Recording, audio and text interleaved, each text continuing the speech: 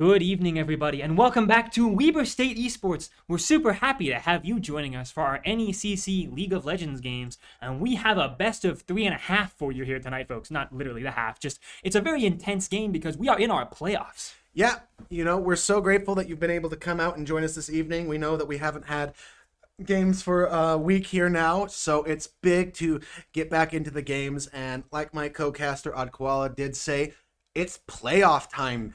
And boy, is it going to be good. Like we said, it is Weber State versus Purdue Gold. Yes, very excited to be going up against Purdue, and worth noting, that we are a fairly high seed going into playoffs here. It is double elimination, but even so, we are the second seed going into our playoffs bracket, which is pretty great, honestly. It means we have very good seeding up against, I believe, the 7th seed Purdue Gold. Yeah, it's been great. We're happy to see it. We know that Weber does really good things. They're very strong. The only match they had to drop was last week when we did have to forfeit, unfortunately. But other than that, Weber is undefeated in games they've played, in matches they've played. And that's a big deal. Especially because, hey, look at that, folks. We're playing this one. You can see that we're jumping right into draft here. It looks like a ribbon ban first from Weber, who is on the blue side. A bit surprising there, but it's probably just a target ban. Yeah, target ban 100%, very strong, very powerful. As what will Purdue decide to go up against later? As Bard going to go ahead and get banned away. And while I have mentioned Purdue, we do notice some funny little things here. It is Purdue Esports. We will get that changed up here. There you go. Yeah, looks like that was just one thing that production forgot there. But thankfully, we've all caught up now. We've got ourselves up against Purdue. All right, so we're headed on to ban phase 2. A couple strong champions in the meta right now. I know Skarner got some buffs this patch, and a lot of rune changes. Folks, if you haven't kept up with the meta, the rune changes here are very important this patch. Yeah, so we're going to get a Gwen ban. That makes sense. She is strong. Weber doesn't like to play her, doesn't like to play into her. Not surprised there at all. Speaking of not surprised, Talia getting banned away. We know the damage Goku can do on this champion. I am not surprised. So weirdly enough, I wonder if this is also a cover for a Talia jungle ban. I know we haven't really seen Weber do that, but that's not to say that Weber can't and that it's a bad pick. Talia jungle really strong, and after a few patches ago, Riot buffed it, which I thought was very interesting. We're on our final ban here, and Purdue will ban Jarvan. Okay, I mean, Jarvan was very prevalent at Worlds. If you saw that, shout out Worlds. It just finished recently. Of course, T1 completing the three-peat worth mentioning. It was a very fun series. Very great. I do not regret staying up till 5 a.m. watching it. It was a banger. For those of you who haven't watched it, go watch some VODs. It's well worth watching. Speaking of watching, Sion, going to get banned away also, was very prevalent, very strong. So not surprised there. As speaking of World Champions, Yunara going to get picked up by Weber. We've seen the damage Sendy can do on this champion. It's disgusting. Yeah, I feel like I go back and forth constantly between seeing people first pick Yunara and thinking, I don't think she's that good, and also, wow, that's broken. And I don't know how to feel about it. Sometimes Yunaras completely carry a game on their own, and sometimes they're just disabled and not allowed to play the game. And for what it's worth, Purdue with an Ashe, oh, and actually, if Nico will be locked, those are two great champions at shutting down a Yunara. I was going to joke around, so is Yunara the new Samira 2.0? I suppose so in a way. I just think Yunara is so much better than Samira, which I feel bad about. I'm a little biased. I like Samira a lot. Well, and it's one of those things. Samira on release was the most broken, utterly disgusting champion. 100 years thanks Riot meme going around. Yeah, it was very silly. Oh, okay. Well, we see Xin Zhao locked in. Folks, if you haven't seen the newest animation, we won't spoil it for you, but my heart goes out to Xin Zhao. It is great champion, played at Worlds to great effect. And then the Lulu going to support the Yunara. Very strong, very aggressive bot lane and jungle so far. Should be interesting to see what Weber can do as the Aatrox, the World Ender, going to get picked up for Purdue in this top side. Will be interesting to see how bans start rounding out as Ambessa going to get banned away. Classic counter to Aatrox. Funny, in a way, kind of does everything he does, but slightly better sometimes. The only time Aatrox out-heals Ambessa is when he pops his ult. Yeah, Ambessa is just this utility, always good diver champion. AoE damage. I mean, she's so menacing. A Trundle ban from Weber may seem a bit odd currently, but Trundle's A, pretty good in Xin Zhao. He can kind of duel him. And B, prevents you from being, it allows you to pick tanks, right? So I would not be surprised if we saw another tank ban maybe from the side of Purdue to prevent Weber from getting a really good one. But they have a couple good options too, right? Weber doesn't have their mid laner, so they could ban one of those. And the Rise actually banned. Okay, good champion. I feel like it would fit Weber's composition very well, so I like the ban. It's very good. Let's see what Weber decides to round out their bans with, as this is 100% a target. No, you don't get to play this, as Rengar gonna get banned. That is a surprise. It's definitely clearly a Rengar jungle player that the enemy team has. I mean, I hope we can see it later, right? I was gonna do the cheeky haha, but what if it's Rengar top? But Aatrox is already picked. I mean, who knows? Maybe the top laner also plays it, but we can confidently say that at least this ban was definitely a Rengar top. However, Diana locked in here. Could be a jungler, could be a mid laner still. Both flexed. I like the possibilities. That is an insane wombo combo between a possible Pot Blossom from Nico into Moonfall by Diana. Yeah, very clearly Purdue has the AoE insane go-in composition, which I like to see on it. I think it's a great big setup here, right? Weber doesn't have a lot of that on their own, but they've got very slippery, annoying champions. Jax, Xin Zhao, Lulu, all are great at peeling or being peeled. All right, looks like the final pick from Weber coming in here. A couple options. They need their mid laner, and a couple come to mind from Worlds. Things like, I know Orianna was very popular, Victor, Azir, and it will be the Orianna. I feel like this is much more of Weber's style. I think it's also really good because if Diana jumps in, the rest of Purdue's going to jump in. Well, Orianna just ults herself, and then your greatest engage becomes your downfall. Yeah, I think that's a great way to put it. So we'll see if that ends up going that way. But now we've got the final pick on the red side here. A couple different options possible. Not quite sure what they'll end up going with. They need a mid laner or maybe a jungler. It depends on what they want to go with. Ooh, okay, well, Purdue's composition has me minorly confused, but hey, they've cooked something up, and I'm excited to see what that will be then. My thoughts personally are it has to be Aatrox either top or mid. He can't go jungle. Aatrox is not a jungle, but Aatrox mid is a thing that could be floated around. Realistically, with Urgot and Aatrox locked in, those are your mid lane, top lane. Just which one's going where is to be determined. Diana has to be your jungler. Well, see, I also really like the trio almost of double AD solo laners and a Diana who's allowed to build full AP burst in the jungle. She could go more bruisery, but I really like the ability for Diana to just go in and pop people. So we'll have to see how the game plays out, but I believe we're ready to jump in here. And here we go, folks. Welcome to League of Legends, back on the Rift once more. We do want to also make mention of one thing. Batao does have a sub this game. We didn't get notified of who the player was, but we do want to at least shout out that there is a sub going on for them right now. Yeah, I heard that maybe they had been able to make it in time, but obviously by the name up there, you can see that, at least for now, probably not Batao. If that is Batao, we'll get confirmation for you all later, folks. Just stay tuned. For now, though, whoever that is, we thank you for joining us for this lineup, whether it's Batao as normal or potentially a substitute. And looking at the matchups here, we do see Aatrox mid. I think it's kind of interesting into the Orianna, as yes, you can gap close, you can deal a lot of damage, but Orianna is really good at being annoying, as Jax already up 10 gold from his passive. GG, game over. Yeah, 10 gold lead in the early game for Weber. Massively huge. I mean, as we always talk about, right? The earlier in the game, the more a gold lead matters. And what about as early as we can have a gold lead? 11 gold already. Obviously, jokes aside, I want to talk about the lane matchups as well, because I feel like Urgot can sometimes struggle into a Jax. If Jax is good with a counter-strike, a lot of what Urgot wants to do is denied. So I am surprised a bit that Aatrox is mid, other than maybe the sustain on Aatrox, right? If you're going to try and survive a mid lane burst, I feel like it is a little easier to sustain on Aatrox. Yeah, he pops the world ender, just does a lot of crazy things. It will just come down to, can he survive Goku's mana pool? That's the way these kind of interesting mid lane matchups go. You trade your health for their mana.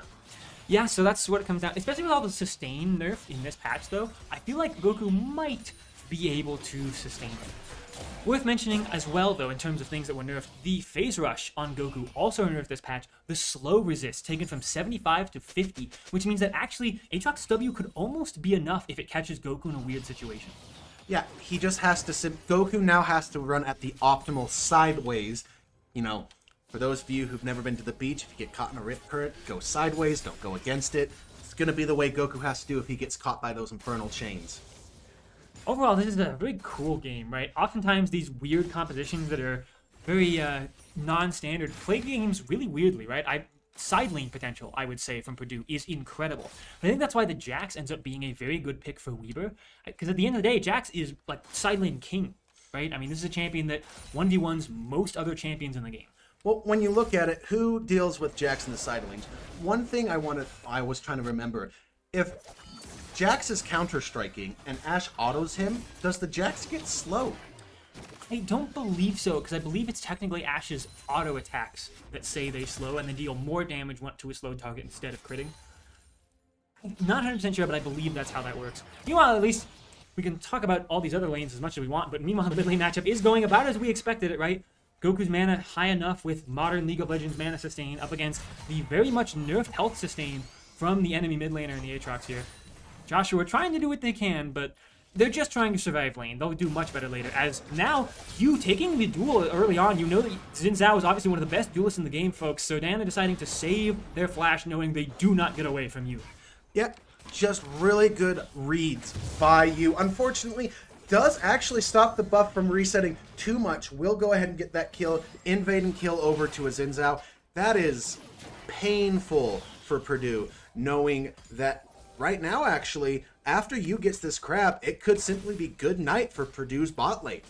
Yeah, they're in a lot of danger here, and you can see that actually good old Mystique's here in a very silly position. With you being full health, I think there's nothing that they can do. Both summoners gone from Nico, and the slow circle, the slurkle as they call it in the LCK, which sounds a little funny, but I know. Shout out to the LCK casters, I'm a big fan of them all. I'm gonna miss you, Chronicler, but a beautiful dive pulled off from Weber. You nearly dies there. Is seen on a ward, but the counter play on the other side of the map is what Purdue is hoping to play. Diana has gotten their crab, so they're catching up at least a little bit, and is going to try and steal a Gromp that's not quite up yet. Yeah, you know, I just have to shout out LC. I had never heard the Slurkle. It sounds genuinely so bad when you think about it, so maybe we won't call it that. But it's something that the LCK has fun with. The slow circle is such an important part of Sendi's kit here on Yunara. Landing it early on, despite the fact it doesn't seem to do that much damage, can immediately chunk a champion's health bar because of how much it slows. If you hit it, you're gonna end up being stuck in it. So in a bit of danger here. Diana does hit the Q and gets the reset in E, so should be able to dash very aggressively here, but Goku holding flash even so, knowing that Diana has used all of their damage. Yeah, and then Diana, unfortunately, going to go ahead and take a tower shot there for their troubles. Goku going to simply sit here under tower and collect this beautiful minion wave. Weber, knowing that their bot lane is strong, has decided to go ahead and put Jax down into this bot lane. Sendi, though, will get caught by the Urgot flip and is in danger here. Sendi going to possibly go down, but the level up going to be enough to save him with a sliver of health.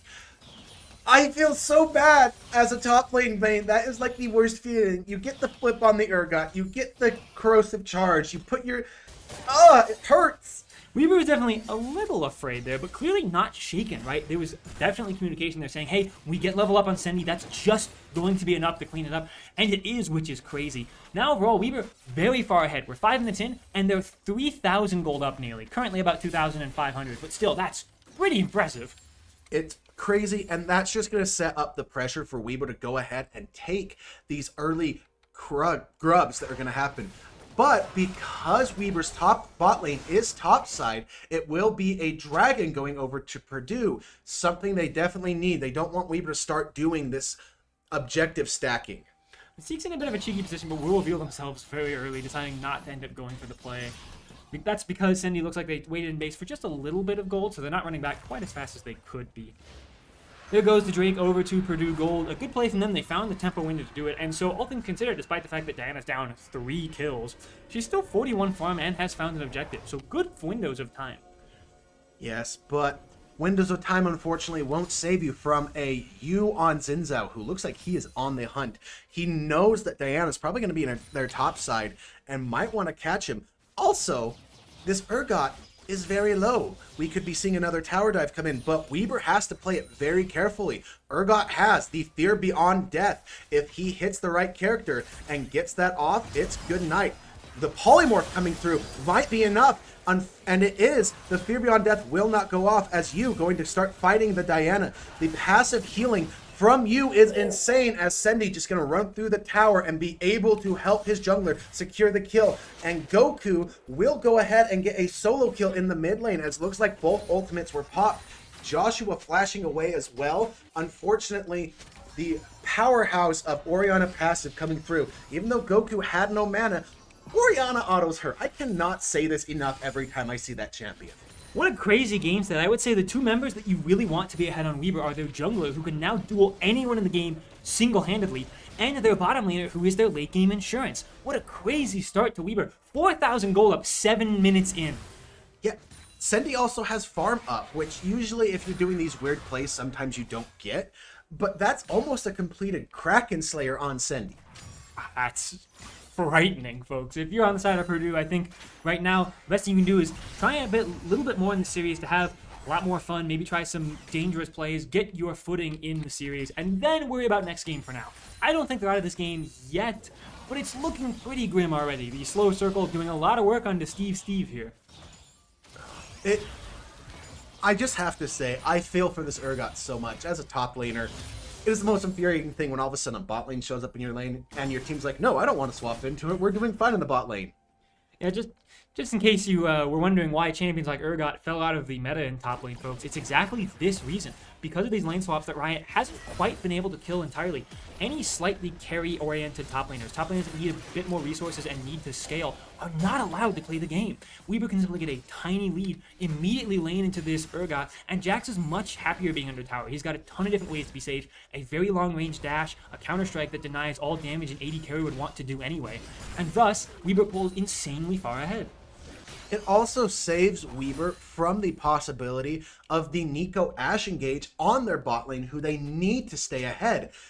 And at the end of the day, all it is trading top lane turret plates for bot lane turret plates. Weaver's happy to let Sendy just free farm, because at the end of the day, Yunara is a better late game carry than Ashe.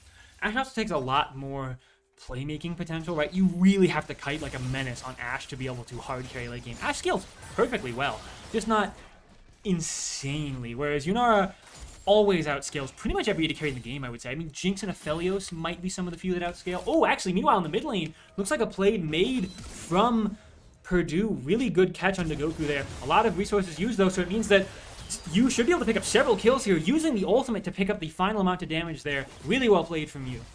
You, even looking like he was saying, I will dive you, Joshua, back up. Really threatened him. In fact, maybe still looking to dive. I think he could maybe do a lot here. You has a lot of burst on this champ. He just needs... Oh, stacking the Q on tower. He looks like he's going to go for it.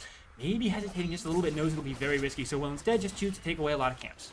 At the end of the day, I think it was I'm going to get this plate, make it really bad for Joshua. Say, you can't collect this farm. Goku's going to TP in and completely destroy your tempo.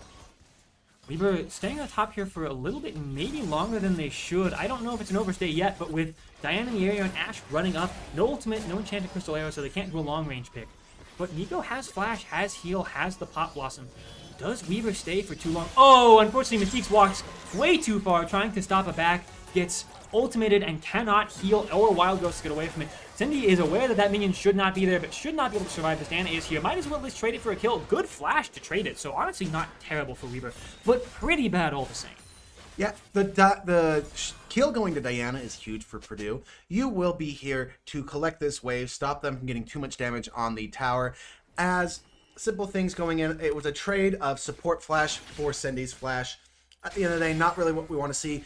But that is a Sendy with a completed Kraken Slayer and almost completed boots. Terrifying. Yeah, so obviously a lot of shutdown going down is scary, but I think you said it well, right? Kraken Slayer with that much attack speed, Kraken Slayer's entire thing is just trying to apply its passive. You might not have that much AD, but it doesn't matter if you can hit people like a machine gun. And Sendy has the build for it, especially with a Lulu buffing the attack speed on her E, I believe. Yes, she gives the shield and a small amount of attack speed. It's actually a significant attack speed steroid that Lulu gives on the shield. It's the shield or polymorph, so Lulu does have to decide, but you can see here, actually, the polymorph coming in clutch to keep Sendy alive, but the moonfall will come in from Diana to finish off Sendy. A little bit too far forward. The bind gonna hit onto you, making him run away, as Tranquilo gonna have to run, and I'm sorry, it's actually Mystique's. I'm gonna say that about 5,000 times, as you gonna go ahead and go in with the ultimate, and just so much damage, gonna get the kills down, but it is not enough. But with Goku here, the shockwave coming in will turn out to get a kill onto the Urgot. Goku trying to chase down the Nico, but maybe bit off more than he can chew as he's now getting slowed. The Ashe has the lethal tempo stacked. The Aatrox is coming in with the World Ender, but will not be able to get anything done. Sendy maybe gonna find the clone, but will simply walk away and give this dragon over to the side of Purdue. But in the top lane, while this is all going on, Jax. Side laning, folks. It feels like it's the name of the game right now. There's 3 side laners in this game. Aatrox usually prefers to be in a team fight, but can side lane just fine. However, Urgot Jax, that's an insane amount of side lane as he gets 2 towers in the top side for Weaver. That should be feats for them, I believe, because they got the first 2 kills. Just barely being able to escape. Jax does as he hops over the wall, dodges the Fear Beyond Death, and a flash use from the Urgot as well. Diana's going to follow Jax a bit further, and I think she should be able to kill him. Jax has a lot of damage, but not with that much mana pool, right? He needs to actually escape over to the Hex Gate. I didn't know you could jump to that. Yeah, I had no clue either. I'm locking that away in my mind. All of you watching, do that as well. It's a fantastic play. And because of that chase, well, Sendy now gets another turret and starts to even grow the gold lead more. Though, Purdue does have 2 dragons.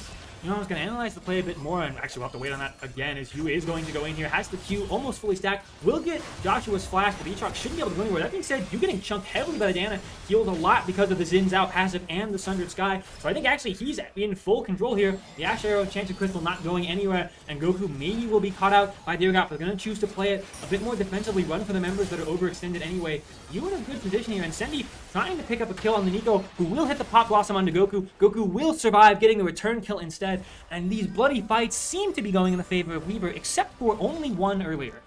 Yeah, at the end of the day, Weaver happy to sacrifice Mystique's well played, good, and faithful support player. I'm happy to see Weaver continue to pop off here. Obviously, we're biased. They're in the playoffs, so I'm allowed to be fully biased at this point. I think the biggest problem that Purdue has now, weirdly enough, obviously it's you, right? You look at you scoreline, he's immensely scary. However, Jax is really, really strong. Yeah, Jax, he's 0-0-0, hasn't participated in any kills, but he has 2 towers, a crap ton of farm, and I do just want to shout out, it is you, our faithful watchers, who make Weaver State as great as they are. We do, once again, thank you for joining us all the time. We are so happy that you choose to take time out on a Thursday night to join us for these games. Yes, it is much appreciated, and we have the moment to highlight that because of a slower moment in the game. And keep worth mentioning that we're winding down the end of our season, only winding up in terms of pressure and tension. But even with our season coming to a close here, we hope you'll join us for the foreseeable future. I know I love the esports here at Weaver State, and I know you watching, I imagine you do too. Alright, looks like Goku right now pushing up here in a side lane. They can because they have no towers up here, but that's a little bit far, maybe a little risky to be up this far. For now, there's a Herald open, and no one contests you in the game by a mile. Almost the highest level here, you. Goku's still 11, so giving him a run for his money, and Jax tied. But still very, very far ahead, you is. It is very dire for Purdue here. They have to find a way to get something done. At the end of the day, the hope is on Diana and Nico hitting a nasty combo ultimate. But I'm afraid at this point, it might not even be enough, because you're not going to one-shot you, and that's who you need to kill. Ooh, an insane engage, though. As you mentioned it, maybe Purdue has found them. Oh, Dan going for a flash moonfall. Can't find quite a bunch, but the roam up from the Aatrox might be enough. Goku has finally gone crazy, and so has Sendy. They're unleashing everything they can. So far, it's a fairly even fight, but there is an insane amount of the damage. All of the rest of the members of Purdue have fallen, and Aatrox is left to die as well. A triple kill for Jax, and I believe a double for Goku. 5 for 2 for Weaver. Yeah, and yes, the shutdown onto you was extreme, but he's willing to sacrifice his life, because now he goes back, gets an Eclipse on top of that Sundered Sky, and if you thought he was annoying to kill beforehand, well, yeah, good luck. Yeah, Eclipse is not usually standard on Xin Zhao. You usually see more defensive itemization. I like the pick here from you. It is kind of a defensive item, but as everyone who builds Eclipse knows, it is a bit more of an offensive pressure-pushing item. When you're ahead, it feels so amazing. Yeah, for those of you who don't know what Eclipse does, it takes 2 hits and then gives you a giant shield.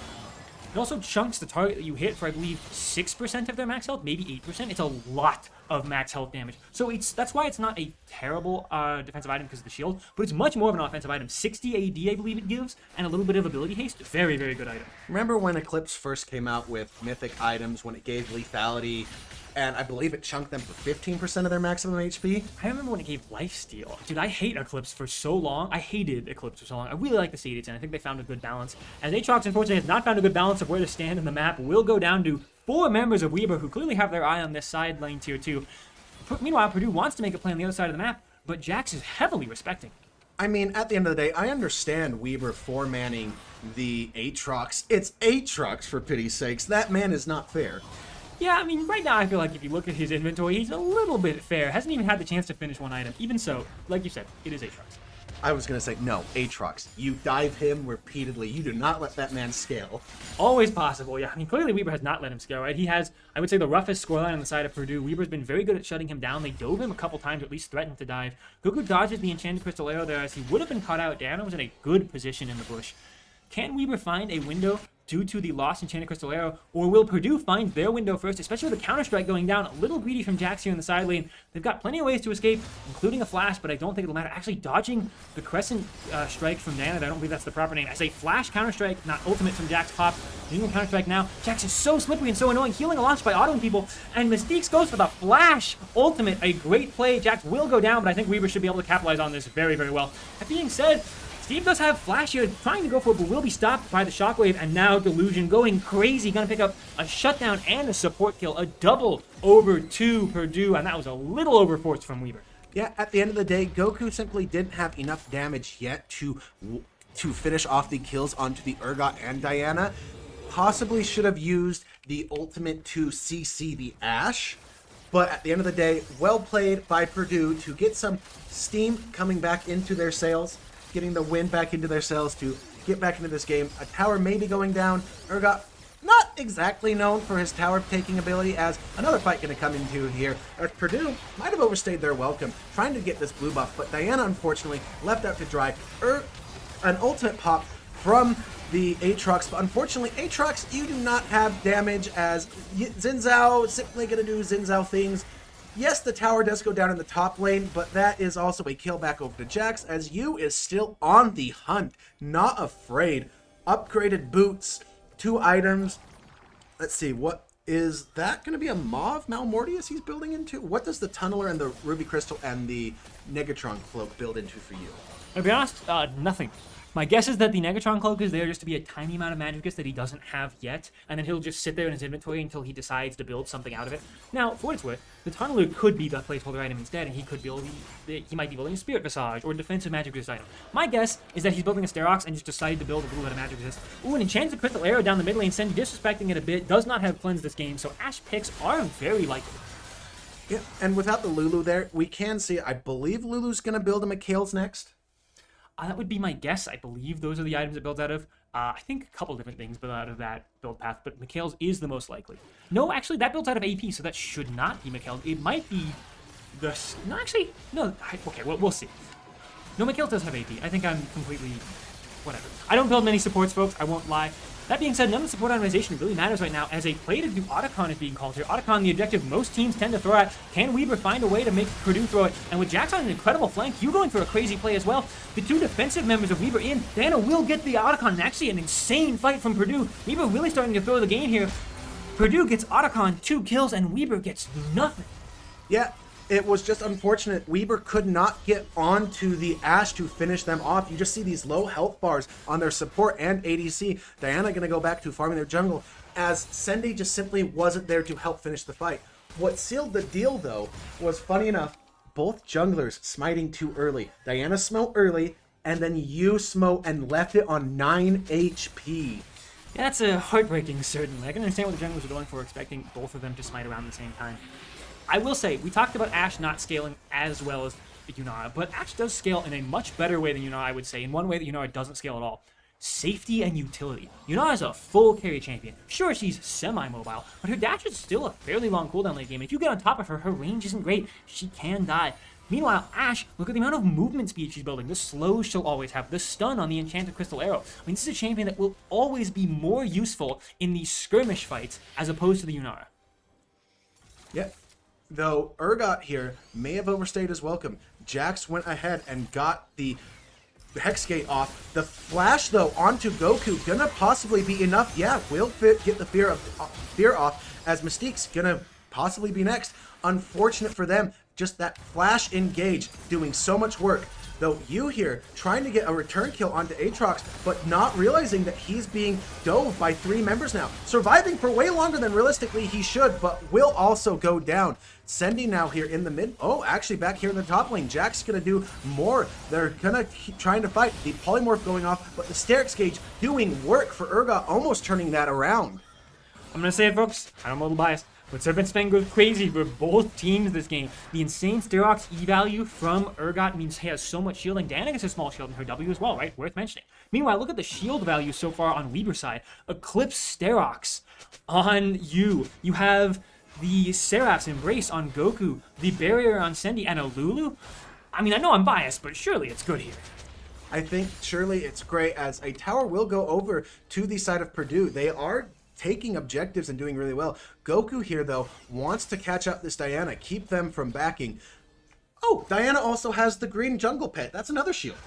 Yeah, good call out there. Diana actually does win this in terms of damage, especially with a beautiful Secret Arm Guard. Teleport coming in from either the Urgot or, okay, it looks like it is the Urgot. Diana definitely beats Goku here into the damage. Goku is flashing, will probably need to do so to escape. Will escape there successfully. Now you under a lot of danger as Urgot doing so much work. The Moonfall does an insane amount of work. Man, the scaling really going in the favor of Purdue the longer this game goes on. Urgot has 3 items. I almost have flashbacks to old Weaver days with how strong he's become. Yeah, he has his Overlord's Blood Mail now. Will do a lot. Of course, a little bit of that is that Goku had to dip, leaving you to 2v1. It's a little bit rough to do that when you're this slightly squishier Zinzao. For what it's worth, though, the reason he had to is because he was so far behind that Diana in that trade, right? Diana does not lose these trades. Fairly defensive, this Diana build. You can see 2 HP items and a Secret Arm Guard, armored boots as well. Despite the fact no magic resist is there. Ooh, actually, a missed Enchanted Crystal Era means that Jax should be able to walk out here safely. But Nico on a nice flank here, along with Aatrox. I really like the way that Purdue has been playing this late game. Despite the insane gold lead that they were behind in early on, the late game is heavily in favor of them, I would say. They've clawed back already 2,000 of the gold lead. And look at the Drakes. That's the biggest problem Weaver has. It's 3-1. Soul Point is nothing to scoff your nose at.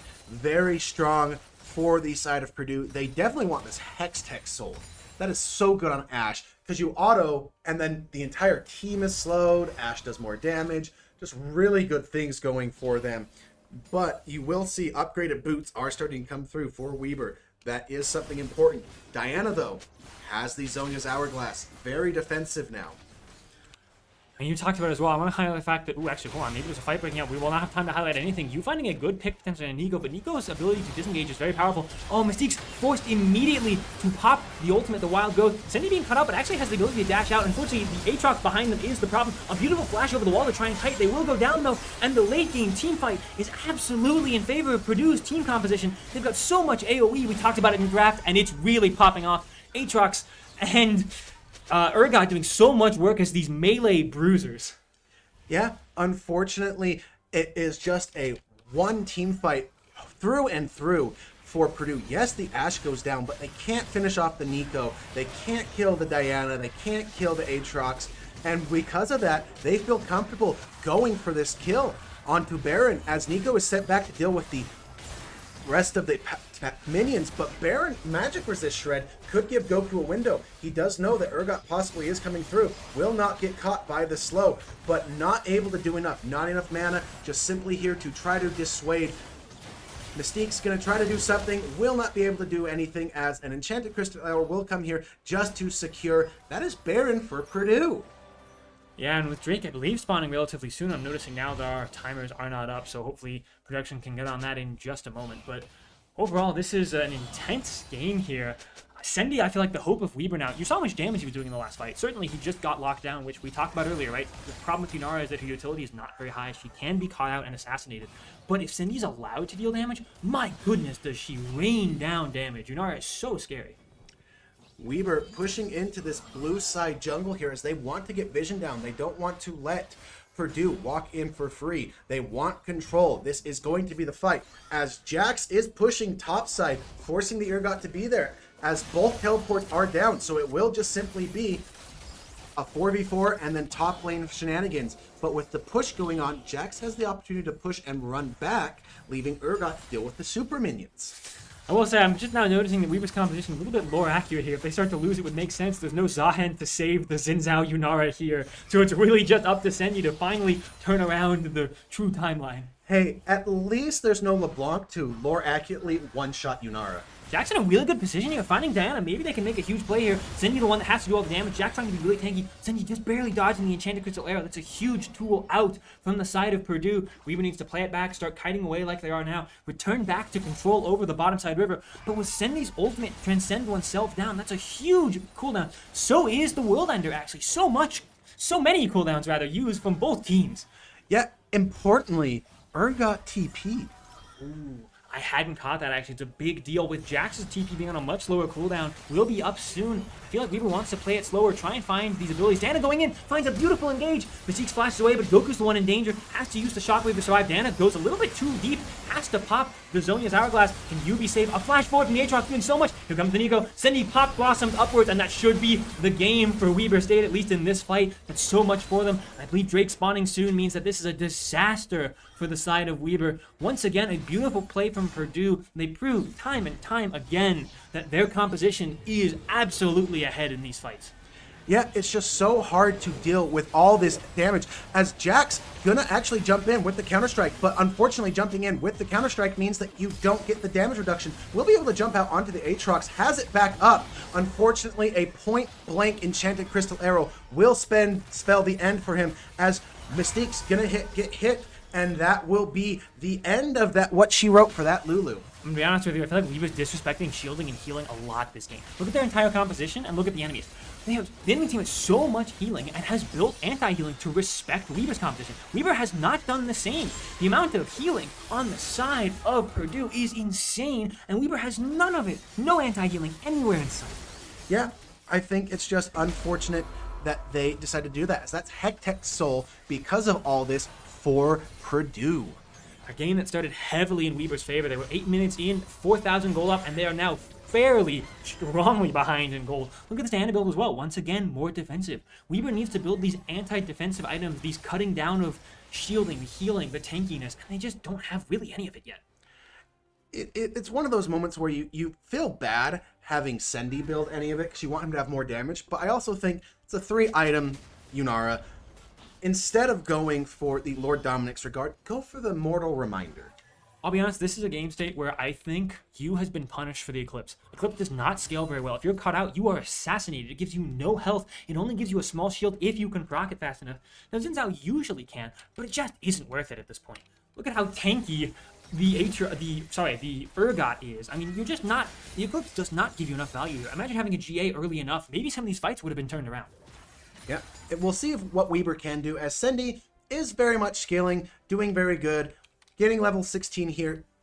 But at the end of the day, Sendy keeps getting into these positions where Aatrox and Urgot are just jumping on him. He can't get away, and the rest of Weaver can't peel for him. Weaver trying to lay a trap here on the bottom side of the map. You can see Urgot kind of feeling it out, saying, hey, I think there's too many members here. I am not walking bot. I am staying away. Aatrox can go catch it now, but I do not want to risk it. Meanwhile, Purdue saying, hey, we can very easily push mid. We've only seen Sendy here, and that should be confidence for us to push at least either mid and top. Weaver's play does not end up paying off. They have to recall in the bush here. They really don't want to. They're trying to find an angle because they know if they do get a good one, this could maybe even be the game. But Purdue playing it so well, and a beautiful hawk shot means that they immediately have the angle to go in bot. You're going to see them pull the trigger immediately. Sendy doing so much, but will be caught by the Enchanted Crystal Arrow after flashing. They've got no way to avoid it. The downside of Yunara, folks, they can just lose. However, all of a sudden, Weaver saying, hey, you made the play bot side. We stayed. We don't care if you see us. We're going to try and end the game. Can Weaver make the play fast enough? I don't think this is worth it, because if they lose this, it's essentially a base race. This is not a good call from Weaver. They're not strong enough in fights. Can they escape? They can. Meanwhile, on the bottom side, Diana trying to do as much as they can on their end, going to Zonia's the tower because they know it'll drop aggro. Goku teleporting out even to make sure they escape. Yu under a lot of danger. But with Goku here, they should not lose an inhibitor. So Weaver might actually end up going positive in this trade if they can kill the Diana fast enough. Goku does get one shot, but no mana from Diana should be enough for Goku to seal this up. Meanwhile, still top above, Yu being chased. We're going to watch Goku at least finish this off with help of Jax, and then watch Yu have to use their ultimate to escape. Wow, what an insane sequence of plays. I think Weaver's play did work out in the end, right? They say, hey, we've committed this far. We have to find something. Trade Sendy's life for an inhibitor and a Nexus tower. Yep, very well played, very strong. And Baron is up now. Diana dead for 41 seconds. Every member of Weber alive. They might be able to find the angle. You can see the pings coming out in the minimap. Weber totally sees what you're seeing here, Deathmaka. Their window is open. A teleport topside immediately. The play is here. Can they close out a game with this long-term sequence? They're 3,000 gold down. They're down a soul, but they might be able to play a clever macro. Yeah, and with Nico possibly backing, doing a little cheeky clone checking of the bushes, Ash will go ahead and see the Baron as it is taken. Second Baron for Weber, and this could be enough to turn it around, as I believe Elder Dragon going to be spawning here relatively soon. Yeah, what a sequence of events. I mean, Weber finds a way to turn a play that was not in their favor into a huge gold swing. You can see now they've come back from a 3,000 gold deficit almost to a 1,000 gold, 1,500 or so. But of course, the setup being done on the bottom side from Purdue, as you mentioned, they know that they'd rather probably just wait it out to an Elder. They win these grouped up fights. It's these side lane plays that Weber wins, and Weber knows it too. They're saying, hey, let's just become menaces, right? Let's overstay in these lanes, and if they ever try and make a play elsewhere, if we can bait them somewhere else, we can end the game. Yeah, these hawk shots from Ash are going to be pivotal.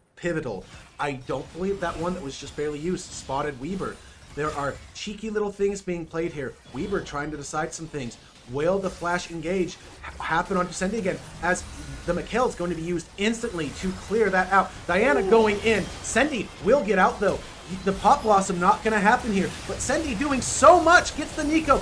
The Urgot will go down. Sendy is down though. That is a lot of the damage down from Weaver State, but they get onto the Ash. The Polymorph coming on to the Aatrox will be annoying, will be stopping them. The Resurrection going to come in from you. Jax hopping away, doing what he can. Diana still alive. You doing what he can. Another Polymorph just being so frustrating, and now Jax and Diana fighting it out with a Lulu to support. Will it be enough? The Polymorphs are going crazy. This is why I hate Lulu. Folks, Lulu scales so well. What an insane sequence of plays. A back and forth fight. I want to say like 5 flashes used there. A perfect Mikhails from Mystiques ends up letting Sendy do most of the damage in the game. And folks, that will be game 1 over to Weber State after a back and forth 35-minute nearly game. And a flash from Mystiques just to wrap it up. GG's Purdue. We'll see you shortly for game 2.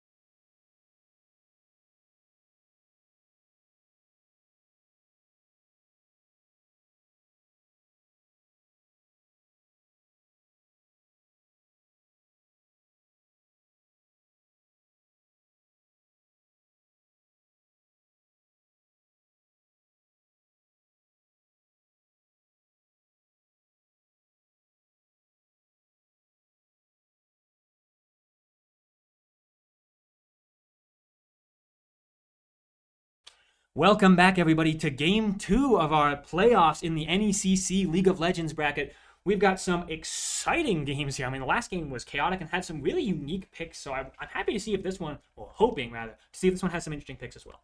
Yeah, so we should be getting into draft here pretty quickly as, speak of the devil, there we go. As you can see, this is a Fearless, so champions we saw last game, salute to you, no longer here, Rip Zinzao, sorry I spoiled it. Yeah, I'm sorry, Jinzao, rest in peace. Gone in Fearless and gone in Lore. So sad. It's fine. We can spoil it now. It's game 2, right? Surely time has passed. I mean, at this point, everyone also knows that Mbessa's technically dead too. Yeah, that's a good point. Which, honestly, I'm kind of excited about. We're not talking about the bans here. We'll talk about this really fast because they should be the exact same as last game. It's the only downside of Fearless, to be honest with you. I feel like the best change to Fearless would be that you just can't ban one of the same champions you did last lobby. But then again, that would cause problems of its own. So it would be really hard to decide what you can and can't. And then at that point, it's just the other team that bans it. Yeah. It's hard to decide. As different order, same bans coming through as... I'm expecting a Rise ban because Rise was banned in the second half as it's the Jarvan. That's who it was banned. All right, so Jarvan going to get banned away. Basically what happens in Fearless is the same first 6 champions always get banned away. As Poppy going to get picked up for Weber State. We saw it in the hands of Keria in Worlds. Shout out to Keria. It was devastating. Dude, every time I see a Poppy played even remotely well, it genuinely looks like the best champion in the game. How do you deal with walking up to an objective and then just being yoinked out of the other side of the map, man? I mean, I don't know at this point. Varus is pretty good because Varus at least can poke.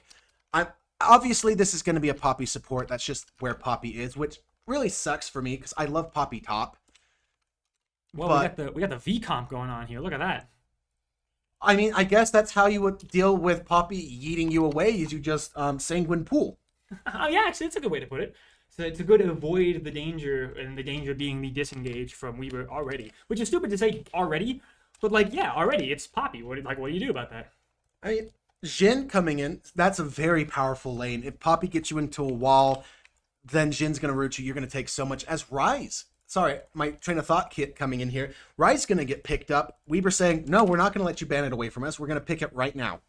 Yeah, Weber was thinking a minute for the Jhin there, but still very confident about the duo of Jhin Rise. I like it a lot. Jhin can root someone, and then Rise can do the follow-up, right? Manage to get all the way up to whatever target you hit, and then go crazy from there. So, I don't know, I'm pretty excited to see this game already. The Vlad Varus, a little bit of a V comp coming out. I don't know if I actually said that already or not. At the end of the day, I really think they need to retcon Varus' name and give him the AA. I think they should too. Personally, I think the next event that we seem to be headed for with all the Zahan lore should be a Darken event, and Varus should go through some sort of story something and have a changed name. I think that'd be awesome. So Mbessa going to get banned away. So yes, lore accurate. Mbessa not on the table here. Rengar, once again, you cannot play the bad kitty. I would really like to see it, to be honest.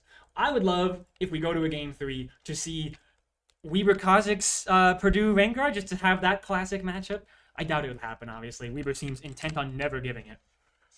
It makes sense. It's very annoying, very frustrating to deal with. As Weber State also going to get rid of the Crocodile in the top lane. He's just always good. Yeah. Renekton is just, I mean, he's fallen a little bit from his glory days where he was like blind pickable every single game. But he's still great, right? He's always a neutralizer. He's just useful. I mean, technically at this point, Purdue actually has the champions from A to Z. A to Z. Oh, yeah, actually, that's kind of funny. Actually, worth mentioning, honestly, I'm now seeing that is a Z. Somehow my brain kind of glossed over that. A strong pick here in jungle. It matches most champions in terms of damage, and it's the fastest clear in the game, bar like Karthus. So happy to see it.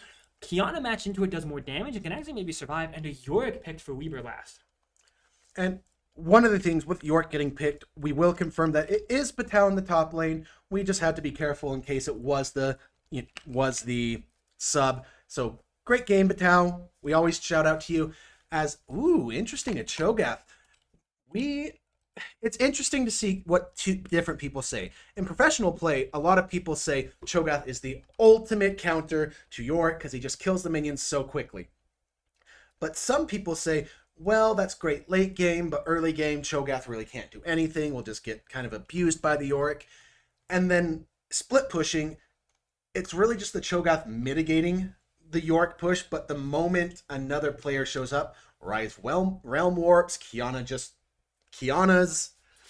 Cho'Gath kind of falls flat. Yeah, once again, this does feel like a game where I would honestly favor the scaling at Purdue. I just, almost purely because of Vladimir. Despite how well Rise scales, I have seen Vlads pull into an enemy team and one-shot 4 members before. I've seen it happen, folks. And maybe it could happen this game as we are jumping in to our League of Legends match. Oh, I'm excited. Game 2. It will be very interesting to see what happens here. I'm excited. Some great skins going on. Vandal, Vlad, that's always a fun one. We'll see all these players run out here. It looks, is that the Odyssey Z or Galaxy Slayer? That I is think? Galaxy Slayer Z with the light blue chroma. Ooh, nice one. A lot of cool skins here. I like, a lot of people I feel like, especially pro players, like this Guardian of the Sands Rise skin. I see it a lot. It's got nice colors, to be fair. Is this Guardian of the Sands or is this the original, like pre-rune, the young Rise? Yeah, it might be actually. I'm not 100% sure. I thought it was Guardian of the Sands, but I mean, I'm not an expert on skins. I'm a faker believer. No skins, baby. I do like the Yorick skin, one of my favorites, but at the end of the day, when I am playing Yorick, I usually do want to listen to some heavy metal, and I will choose one of my pentakill Yorick skins. Chunky Joshua giving up a lot of his health in exchange for a ward here, but I mean, yeah, that's what you want if you are a mid laner trying to track the jungler. Meanwhile, a deep push in from Weaver as well. I like it. Ooh, unfortunately, Mystique's back stopped. Could maybe be stopped again from Zed. His Q's on, I believe, a 6-second cooldown early. So if Mystique's isn't respecting this, yeah, he's kind of in trouble here. Cho'Gath on the way. He's going to stay. Oh, I do not like this play from Mystique's. Your jungle has already long since left you. You should be able to see it, and you started, unfortunately, with Heroic Charge. There is nowhere for you to go. Unless, of course, you flash and ignite. Maybe you will escape. Steve trying to run after it. A lot of pings coming out. You can see, looks like Batal wants to be able to here to help, but should not be able to. Unfortunately, looks like First Blood will be going over if Mystiques can stop being such a menace here. I know I've seen Poppies do this in Pro Play a lot. I think actually Carrier did this once, where he just played Poppy and just ran level 1. Zed is so low, will still be able to get his first camp because of his passive doing insane amounts of work. Yeah, at the end of the day, it's unfortunate for Mystiques to give over First Blood to the Cho'Gath, but it does make it so that the lane starts in a decent state for Batal. Gonna get the push in. It starts good for Batal for a while, but after Cho'Gath gets off their first back, they will be in a much happier state. That early First Blood does a lot of work. I mean, you can get a Ruby Crystal off of that alone, and that's so much health to cut through that you'll have to deal with. Plus, health that you can start sustaining off these little creeps. This is the idea behind the matchup that a lot of pro players like. If you kill the creeps, Cho'Gath's passive is everything in longer lane games. But it's still rough. If Yorick builds a lot of damage, like, if Yorick doesn't go Sheen first and chooses to play this more AD-oriented style where you play at a distance, it's scary for Cho'Gath. Yeah, it will be very interesting to see how things turn out.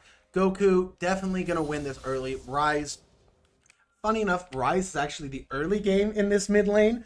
They both scale amazingly.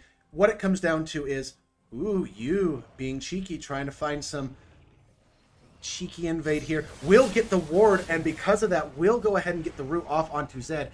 As, unfortunately, you, though, gonna get left out to dry here. Gonna see what he can do. Goku trying to help, but Collapse coming in from Weaver. The Heroic Charge onto the Alistar will secure a kill for Goku. Such a good play, and now this blue buff gonna go the way of you. Yeah, the thing about Kiana is that trying to collapse on her is so difficult. She's slippery, she goes invisible, she has 3 dashes, kind of. Her Q doesn't, of course, but still, very, very good players. Tranquilo going for the play, rather Mystique's trying to gets the flash out of Zed, but unfortunately the second play from Mystique's, it does not go super well as they had hoped. Yeah, unfortunately that flash gonna secure another kill. And if you were watching Worlds, you saw this. The Poppy is a menace, gets killed a lot early, and then gets 1 item. And it's frustrating beyond belief. Poppy's kit is maybe the most broken, if I can say that, in the entire game. I know that sounds unreasonable. This is an old champion that got a rework like a while ago. But Keeper's Verdict is insane. Heroic Charge is incredible. What's the W, I believe? Something presence? Steadfast Presence. Steadfast Presence. Thank you very much. I could not remember it. All of these abilities are so difficult to deal with, and they don't really need that much gold or that much experience to be useful, right? If you've got 1 level on all of them, that's enough.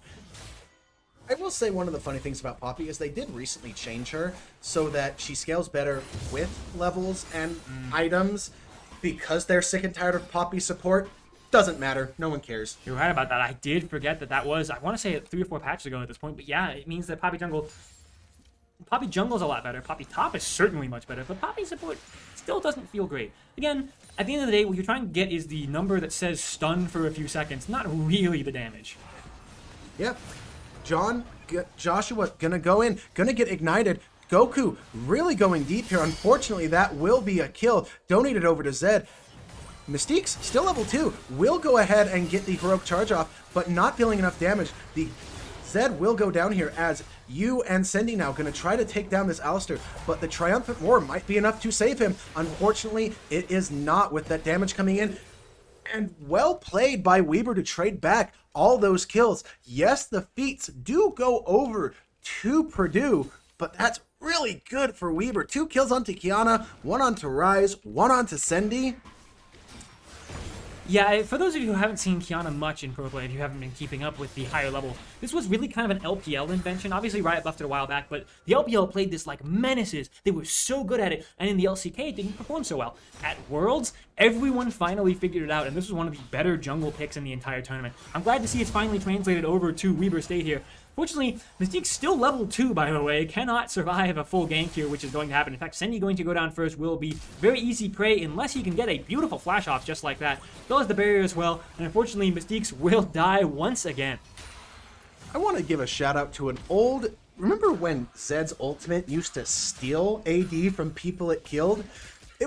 I had a friend who loved to play Jhin, and she would ban Zed every single time because Zed would only ult Jhin because Jhin get big AD number. Zed want big AD. Yeah, I vaguely remember that, and I mostly remember it being really, really annoying. I mean, it felt like a thick part of Zed that just didn't need to exist on top of everything else. Zed's ult was a hubris passive. Well, what's Mystique's doing here? They're still level 2. They don't have... right now, you see an Alistar with Spellbook, already 3, soon to be 4 if I had to guess. And Mystique's is still level 2. 4 levels down on both top laners and wanting to go for a gank play here. I mean, I don't see it, but clearly Mystique's does. Oh, I wanted to go for the flash push into the Yorick wall there, the little Yorick cage.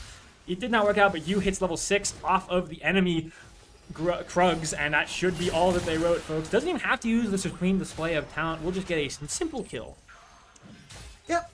Really good for Batao here in our top lane to go ahead and get accelerated just a little bit. Gonna get some damage onto this tower as there's no flash and no teleport.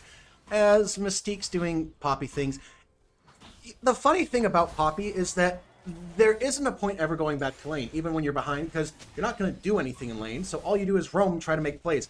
Mystique's has his 3 abilities. That's all he needs. See, I would argue there's a point in at least going back to a lane until you hit 6, and then you can do silly stuff. He's so far behind right now. He's mid lane level 7, and he stops by for a cheeky bit of experience that helps out a lot. And this Vladimir is taking a lot of just return damage from Goku's long hitting Rune Blast, right? Doing a lot of work. It's like Junkie Josh will be able to heal up a lot using the Q of Vladimir. An insane amount of sustain. Despite all the sustain nerf that was given this patch, none of it was given to Vladimir's Q. I mean, it really didn't need to. Vladimir hasn't been in a great position. In pro play, I will put he's fine in solo queue, especially if there's these one tricks that just absolutely decimate with him. At the end of the day, Yu once again has 3 kills, and that is a Profane Hydra on a Kiana. This is pretty much the best jungle item in the game right now, ever since they cheapened the price by like 150, I want to say. It went from 3,100 to 2,850. It's so nice for junglers with clearing, right? Every auto doing AoE a small amount of damage, the amount of lethality and stats it gives for its newly reduced price, great item.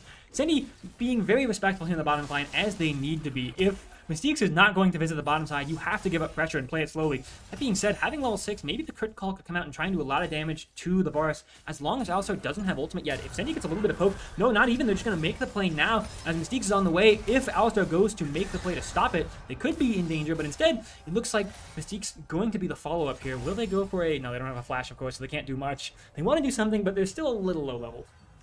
And at the end of the day, it was just a cheeky little, let's get you off tower, you're not going to dive me. Void Grub's going over to the side of Weber, but a return dive going to come here as Tranquilo and Sendy going to go for the kill. The Alistair going to go ahead and root Sendy out of the way, and that's just going to be a simple, easy double kill for Zed. Level 4 now, Mystiques, but at the time 3. Just unfortunate timing that the Zed was there. But at the end of the day, Weber simply says, we'll sacrifice our bot lane. They scale really fine and just simply take out this counter matchup top lane. Hey, we also have Grubs. Who's good at taking towers? Yorick, let's go ahead and take this tower. Yeah, I think that's the thing that Weber has recognized, that the whole point of Cho'Gath is it's kind of meant to neutralize Yorick. But what if he's never in lane? There's nothing to neutralize a 3-grub Yorick. To be more fair, this Cho'Gath's doing well. 71 farm to an 82 on Yorick. Despite the fact that he's died 2 times under his own tower, he's keeping up. It just doesn't matter. I also want to mention that Battao understands. It's Cho'Gath's passive that's annoying. Well, how do you stop that? Build an Executioner's Calling. Your ghouls now proc Healing Cut. And there goes the counter matchup, folks. What a beautiful understanding of the matchup from Battao. I mean, they've been a good Yorick player for a while, I would say. And honestly, overall, despite the fact that the game, in terms of like random fights, don't seem to be going well, it's the junglers. It's the story of these junglers that is everything right now. I hate that we're in an assassin jungle meta again. It is the worst feeling. And I play bruiser top lanes and tank top lanes. There's nothing worse than building all this tank resistance and then just having a Zed-fed jungle go, I don't care. I'm gonna be so honest with you. As a jungler, I love it. My favorite junglers are these assassins. Things like Rengar, Kha'Zix, Zed to some extent, although I feel like Zed doesn't scale as well as he used to. Sometimes he can struggle with these tanks if you're not an expert on him. So that's maybe just my own skill issue. I mean, at the end of the day, he does have the hippity-hoppity funny ability of, I'm going to bypass your front line and go for your ADC. Zed's biggest, yeah, that's the biggest deal, right? Zed's biggest problem is that if your champion that he's hitting has a decent amount of sustain or shielding, sometimes you can just counter Zed because everything he does is somewhat telegraphed, right? When he's going to peer from his aura, when you know Deathmark is going to proc, all of that is reactable and understandable. A nice route with the Deadly Flourish from Sendy. You know, I will say, Weber up against the Varus, they do know how this champion works pretty well. And even though Mystiques has been roaming like a madman, Weber hasn't really lost their bot lane. They're even in tower plates. The tower's gone topside, and Goku is a menace in the mid lane. I can only agree with you there because I would say, if you can't, oh, hold on, actually, a play on the mid side, over the wall using the Grash Q there from Kiana doing a lot of damage. Yeah, I would agree with you and say that Weber hasn't lost the bottom lane. If you don't count Mystiques as being bot, which is fair this game, Mystiques has basically never been bot. So yeah, Sendy as the bottom lane hasn't really lost. You know, when in doubt, I've discovered, when you're behind on Poppy, play it like Bard. That's a fun way to describe it. And hey, we know Mystiques is a menace at Bard. As Goku well more up top, manages to get a root just barely under tower, not quite though. But due to this lane swap, you see that Yorick is so well lane swap, right? Obviously, they swapped to mid. Yorick's very happy to do this. Meanwhile, there's a play here on the bottom side. Maybe Weaver can find an angle as a flash engage from Mystique should be an incredible play. The screenplay of talent barely clipped the Zed there, I believe, but no one else really. And now it's up to Weaver to find the damage, but so far they're not doing it. Mystiques go down again, and you might go down a huge shutdown over to the Varus. 2 kills, 3-0-3 is their scoreline now. Meanwhile, in the mid lane, Yorick gets another tower, but Tao trying to do a lot, and Junkie Joshua not really going anywhere. Yep, that Yorick wall going to be really annoying. Ooh. The Hemo plate coming down because there is the threat, but Yorick is already dealing so much. Remember, Yorick has a heal cut! Yeah, remember that despite the fact they had the heal cut, Junkie Joshua actually healed a lot, just disrespecting Yorick's counter damage, right? The thing that Junkie Joshua has is a decent amount of cooldown reduction, but not enough damage to kill a Yorick there. I think a little bit over invested, but I can understand why, right? It was close, all things considered. Yeah, and at the end of the day, it looks like Battao will go down to Zed. Unfortunate, the maiden going to be given up, and Goku, unfortunately, in a very bad position, will be getting caught out here by the top lane and support. Zed, though, running into a Poppy once again, but this time, is it enough to get them down? No, Goku also still getting away. Cho'Gath looking for the knockup, will flash to try to secure it. Goku with the fancy feet. Unfortunately, the Scream will go ahead and take him down. I can't believe that Weaver didn't get any kills there and did not escape. Okay, I can understand they didn't escape. Goku trying to do some fancy footwork just doesn't pay off. But man, the Zed surviving there is really heartbreaking for Weaver. The heal from Alistar doing just barely enough. Yeah, but at the end of the day, Sendy free farming in the bot lane. Very good for Weaver. Yorick down here. Take another tower. I mean, I would say that Yorick has actually gotten basically participation in, I think, 11 plates, right? Look, it's 14 minutes, plates just fell off. Yorick killed top lane tower basically on the round, helped kill mid lane tower, and just helped kill bot lane tower. What a play from Battao, understanding what the champion wants to do, clearly. And you can see that in his inventory. He has a completed Trinity Force and a Phage that's going to build in, I believe that's going to be Hullbreaker next. It usually is. I mean, it could be things like a Cleaver, but I would really doubt it. This is usually Hullbreaker on Yorick. Though, if you are going to be into the Cho'Gath, Cleaver is very good. It's not a terrible idea. It just depends on what you want to do more as York, right? Cleaver is more of a team fighting angle. It helps you reduce some of that armor for the Kiana and Jhin on top of what they might already have with lethality and crit damage, right? But if you're trying to side lane, you would much rather have this Hullbreaker. Yeah, Kiana has 2 items. Yeah, I mean, they're 5-1. 5-1-1, rather. The one I'm talking about there is meant to be the assist. York going for an aggressive play here. They do a lot of damage, but Jungle Joshua doesn't die quite that easily, and it's the Zed that's really the member you have to be worried about. Flashing forward just to guarantee the death mark damage. They do an insane amount of burst. Tao trying to get a Q to heal, and he's doing so successfully. If they can get another Q on Jungle Joshua, you can see that insane healing there. Goku teleported in, but I don't think this was the play from Weaver. Going to have to realm warp out immediately. Do they escape? No, they do not. And overall, an insane play from the enemy team. Really well done. But Yu gets Rift Herald. And Weber, with that Rift Herald, will be able to continue to push this power building amazing lead that they have. Now this is fairly exciting here. This game is very goofy. It feels like kind of in a way a similar game as Zed gets executed down here on the bottom side. NECC's going for a play onto the Varus, who has the Ghost Blade to get away, so a good amount of movement speed doing a lot there. The Keeper's Verdict charge, I don't think it's worth using though. You'll get most of the refund, and then you can rotate into something else maybe. As you going for an aggressive play, gets insane amount of damage and a perfectly timed, perfect execution. Doesn't quite get the kill on Junkie Joshua once again. These small amounts of sustain, and it just feels like Weaver comes out behind in every single one of these fights in both games.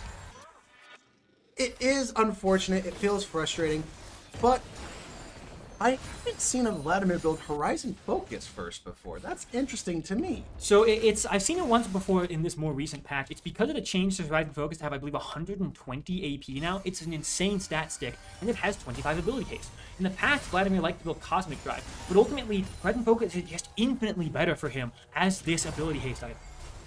Should be interesting to see how things turn out. As, yes, he does have 2 kills, but Goku is farming up a Storm.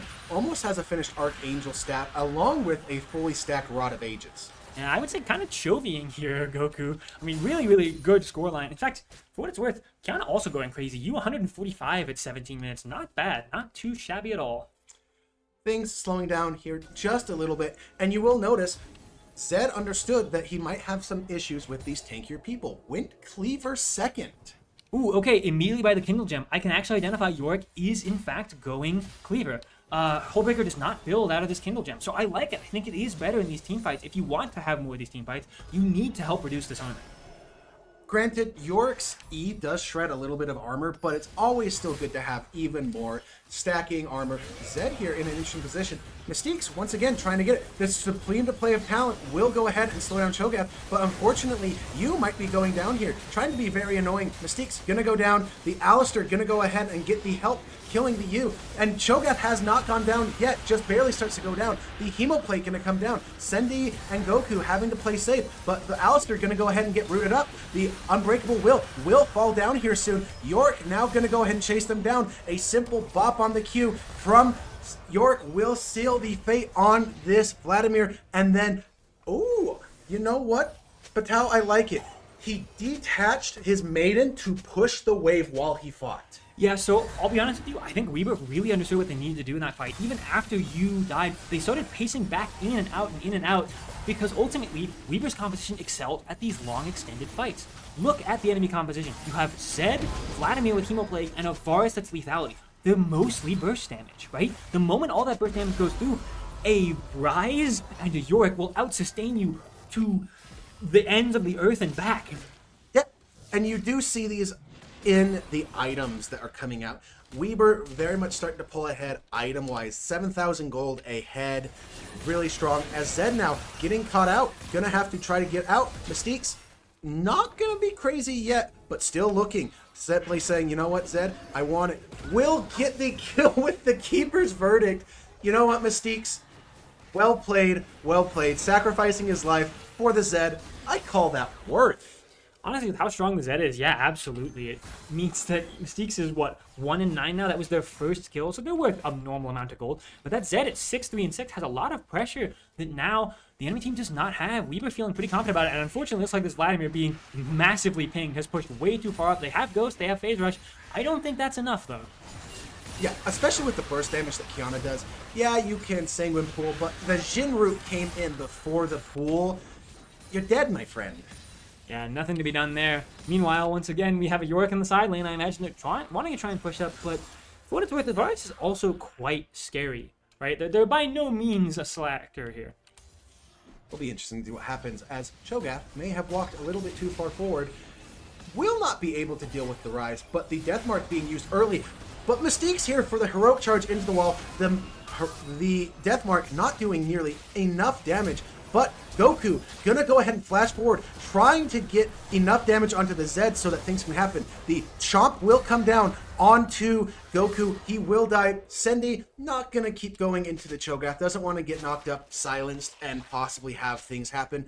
Respecting that the rest of Purdue is probably on their way, but top lane Atacon. Purdue Gold's top lane are actually doing a decent amount here. Steve having a lot of damage. I mentioned that they are mostly burst Purdue, but for what it's worth, Cho'Gath is the one that goes against that, right? These longer fights, he's totally fine with Grasp of the Undying, Heartsteel procs going over and over and over again, but just with how tanky they are. 174 farm as well, the highest farm in the game. It is really good for them. They do get a tower in the bot lane, but Shelly gonna go ahead and start taking down a tier 3 in the top lane. Well played, Shelly. Well played. Might be well played to you here as well, and Weaver. They're really playing this slowly. Does Purdue's mid laner respect it or not? Looks like they're going to kind of respect it. Yeah, they will. They'll go ahead and channel the recall. No vision on the bush, clearly. You can tell that because, and you knows that now, because the minions did not walk to him despite the fact that he was further pushed up. Some vision clearing on the bottom side as Purdue walks out together onto the map, trying to set up for a Drake that could be up here in 2 minutes, at least get some deeper vision so they're not in complete danger from walking up. One of the things I realized that I really like about Kiana is that an Edge of Night really doesn't save you from her, because she simply E's to you, breaks your Edge of Night, then roots you, then supreme display of talents.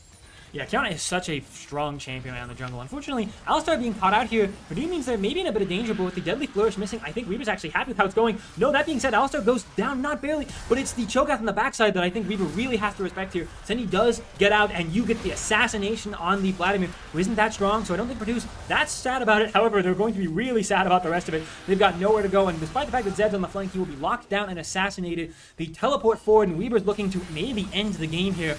With death timers upwards of 30 seconds, 17 on only the support, this should be a very aggressive push forward.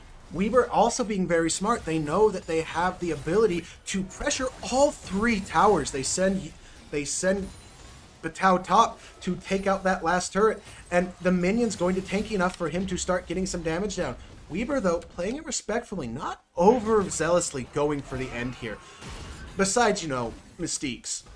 I think Mystiques is just stalling for time, right? This bottom inhibitor would have taken a while to kill if he had not done that, and maybe they could have been in trouble. Mystiques should go down again, once again with Vladimir, but again, I can say it as many times as I want, it really doesn't matter. However, there's someone left behind. A member of Weaver is still helping to hit this tower. We've seen it a little bit in pro play, and it has been working. Meanwhile, Goku forced to teleport out because of the members of Purdue really aggressively running at them.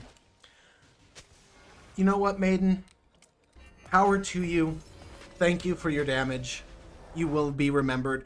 That is 3 inhibitors down for Weaver. That is so much super minion pressure coming in.